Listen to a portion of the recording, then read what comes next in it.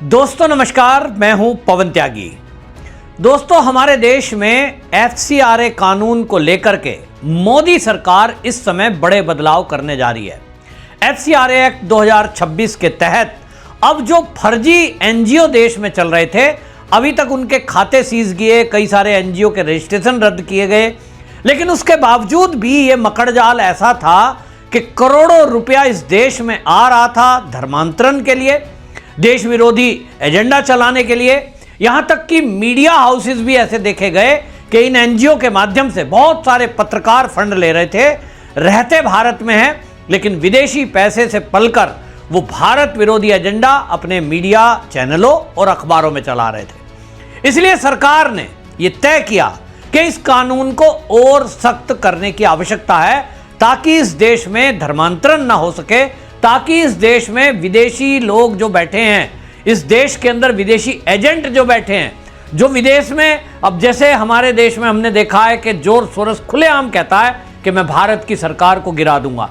कई सरकार गिराई हैं और अभी भी हम देख रहे हैं कि कॉकरोच पार्टी का किस तरह का आंदोलन खड़ा हुआ है, उसके पीछे भी विदेशी फंडिंग का हाथ समझ में आ रहा है।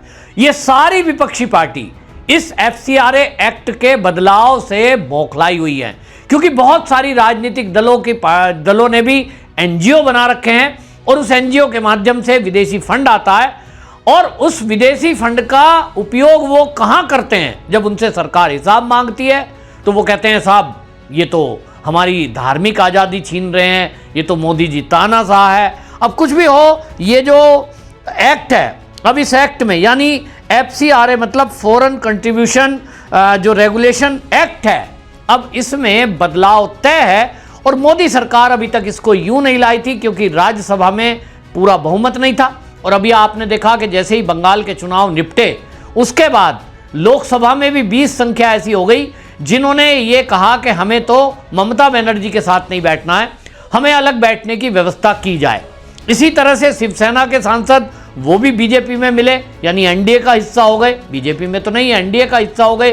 कुछ लोग बीजेपी में मिले, जैसे आम आदमी पार्टी का राघव चड्ढा, वो 7 सांसदों को लेकर आया। जैसे ही दोनों सदनों में 2/3 बहुमत भारतीय जनता पार्टी के पास आया, ये पेंडिंग बड़ा महत्वपूर्ण बिल, और इस बिल की आवश्यकता, जैसे मैंने कहा, हर सनातनी, हर हिंदू, हर राष्ट्रभक्त को यह समझना चाहिए कि यह बदलाव क्यों जरूरी था। जैसे मैंने कहा कि मैं किसी का नाम नहीं लूंगा, लेकिन बहुत सारी धार्मिक संस्थाएं धर्म प्रचार के नाम पर विदेशों से फंड ले रही थी। एनजीओ बनाकर फंड आ गया विदेश से, क्योंकि उन्होंने रजिस्ट्रेशन करा रखा है।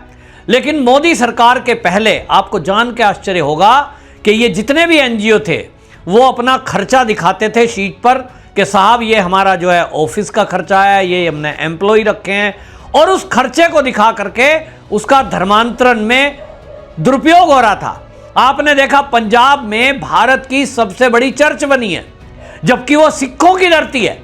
सिखों की धरती पर भारत की सबसे बड़ी चर्च बनने का मतलब आप समझ रहे हैं कि सबसे ज्यादा वहां धर्मांतरण हुआ है। और इस मामले में दलितों को सबसे ज्यादा टारगेट किया जाता है, गरीबों को सबसे ज्यादा टारगेट किया जाता है, क्योंकि पैसा देकर उन्हें लालच दिया जाता है। इसी तरह फिर उन देश विरोधी ताकतें, नक्सली, ये उस पैसे का दुरुपयोग करते हैं। फंड आएगा गरीबों के भले के लिए, लेकिन इस्तेमाल करेंगे नक्सलियों को हथियार देने के लिए। और जब नक्सलियों पर यह कार्रवाई हुई तो ये चीजें जांच में पता चलता है कि बहुत सारी ऐसी ताकतें देश विरोधी इस देश में विदेशी पैसे पे पल रही हैं। पत्रकार भारत विरोधी एजेंडा चला रहे हैं, टीवी चैनल पर न्यूज फेक चलाई जा रही हैं, जुबेर जैसे लोग भारत के बाहर बैठे हैं, अपना एजेंडा चला रहे हैं। और इसीलिए इस कानून में ये जो कुछ प्रस्ताव रखे गए हैं, अब वो सदन के पटल पर आएंगे और निश्चित रूप से वो पास होना तय है। जिस तरह से अमित शाह जी ने बाकी दलों से बात की है, जिस तरह से शरद पवार मोदी जी से मिल रहे हैं, ये सब इशारा कर रहा है कि पूरा गणित लगाने के बाद ही अब ये एक्ट को लाने की बात हुई है।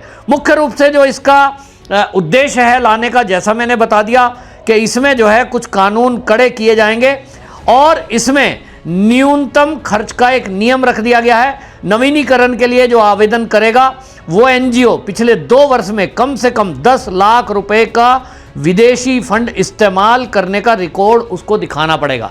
ऐसा नहीं है कि साहब आपने जो है फंड यहाँ पे एनजीओ बना ली और एक बड़ी एनजीओ कोई उनको पैसा दे रही है, मतलब एक एनजीओ दूसरी एनजीओ को पैसा दे रही है। ये इस तरह से देखने में आया। एक एनजीओ है, उसने रजिस्टर करा लिया, वो रजिस्ट्रेशन कराकर एफसीआरए में दूसरी कोई संस्था है जो केवल विदेशी पैसे को ट्रांसफर करती है और उसको ट्रेल करना बड़ा मुश्किल था। एक पत्रकारों की संस्था बना दी, मान लो उदाहरण के लिए एक संस्था है, उसको फंड आया और उसने पत्रकारों की एक संस्था को पत्रकारों के भले समाज सेवा वो उस टाइप के नाम पे दे दिया और किस पत्रकार को देना है वो अपनी मर्जी है। तो पता लगा एक पत्रकार के खाते में 1 करोड़ रुपए आ रहे हैं, पत्रकारों का भलाई का फंड, लेकिन काम क्या लिया जा रहा है? भारत विरोधी आपको खबर चलानी है। तो अब इस पे नकेल कसी जाएगी। दूसरा ये कर दिया कि पहले जो है अनिवार्य बैंकिंग की जाएगी और दिल्ली के स्टेट बैंक ऑफ इंडिया यानी एसबीआई सरकारी बैंक है, केवल उसी में आप खाता रखेंगे और वो भी दिल्ली की शाखा में। इसका विरोध हो रहा है कि साहब पूरे भारत में हमारे एनजीओ चलते हैं, हमारा तो जमीन स्तर पर कार्यकर्ता पूरे भारत में है, तो दिल्ली में कैसे हम काम करेंगे? तो भाई उन्हें बता दिया आजकल तो ऑनलाइन बैंकिंग है, फोन से एटीएम से आप कहीं भी पैसा निकाल लो, किसी भी बैंक के एटीएम से निकाल लो, चेक के द्वारा आप किसी भी बैंक से विड्रॉल कर लो। ये बहाना नहीं चलेगा। क्यों किया ये? क्योंकि आपको बता दूं कि कुछ प्राइवेट बैंक ऐसे थे जिसमें घोटाला, मैं किसी एक बैंक का नाम नहीं लूंगा, लेकिन चीन से जुड़ा हुआ बैंक, उसका पिछले दिनों खुलासा हुआ था किस तरह से एफसीआरए के फंड में भारी घोटाला हो रहा था। कोई हिसाब सरकार मांगती है तो कहते साहब ये हमारे बैंक की पॉलिसी में नहीं है, हम हिसाब नहीं देंगे, नहीं देते।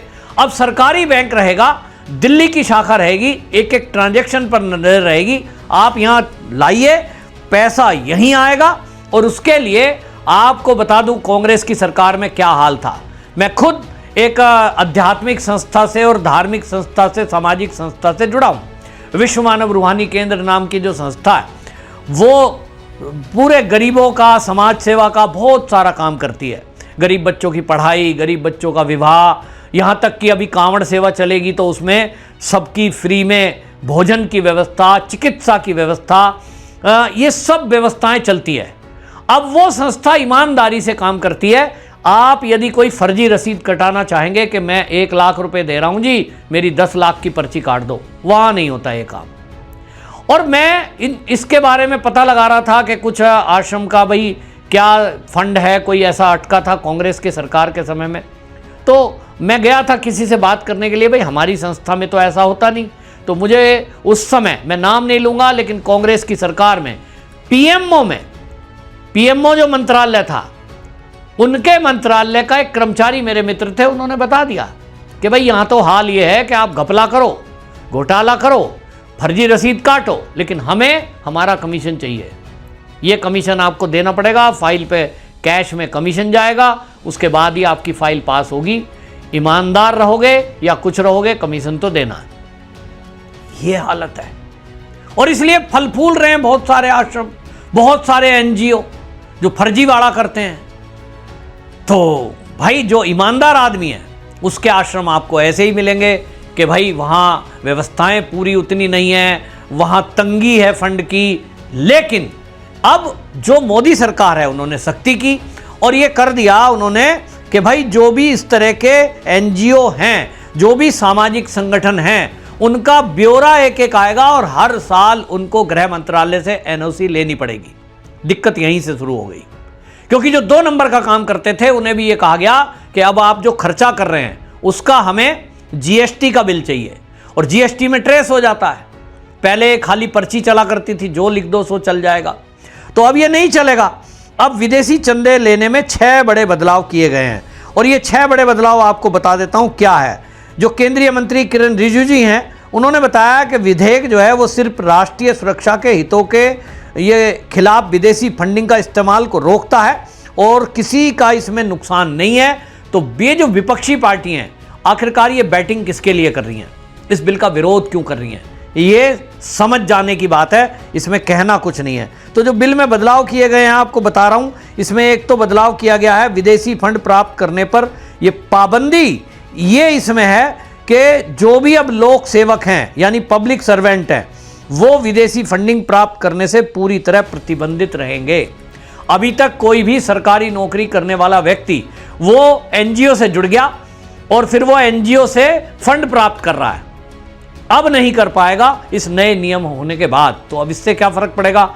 बहुत सारे सरकारी ऑफिसर, अब जैसे मैंने बताया पत्रकार भी, उसमें कई अधिकारी भी, एनजीओ चलाने की अभी तक छूट थी किसी भी सरकारी कर्मचारी को, तो वो सरकारी कर्मचारी एनजीओ के नाम पर विदेश से फंड पा रहा था और देश विरोधी गतिविधि कर रहा था। ये अब नहीं चलेगा, पहला बदलाव।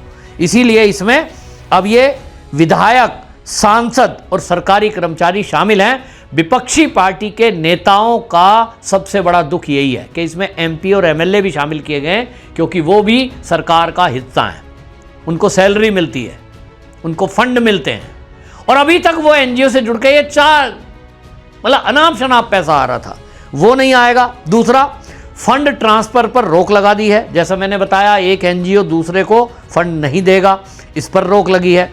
वो कहते हैं साहब हमें जो है अस्तित्व का खतरा है। प्रशासनिक खर्च की सीमा तय कर दी गई है। उसमें कहा है कि आप जो प्रशासन यानी अपना जो मैनेजमेंट है एनजीओ का, उसमें कोई क्लर्क होगा, ऑफिस लेंगे, कुछ कर्मचारी रखोगे, उसका खर्चा ऐसा दिखा देते थे कि साहब 75% पैसा तो उसी पे खर्च हो गया। मोदी सरकार 2014 में आई तो इन्होंने इस खर्चे को घटाकर 50% किया था, लेकिन देखा कि उस 50% में भी बहुत मोटा अमाउंट बैठता है। मान लीजिए 100 करोड़ रुपए आ रहा है, अब उस 100 करोड़ में आप 50 करोड़ खर्चा दिखा रहे हो ऑफिस का, और 50 करोड़ में देश विरोधी एक्टिविटी करने वाले कितने लोग खड़े किए जा सकते हैं, इससे आप अंदाजा लगाइए।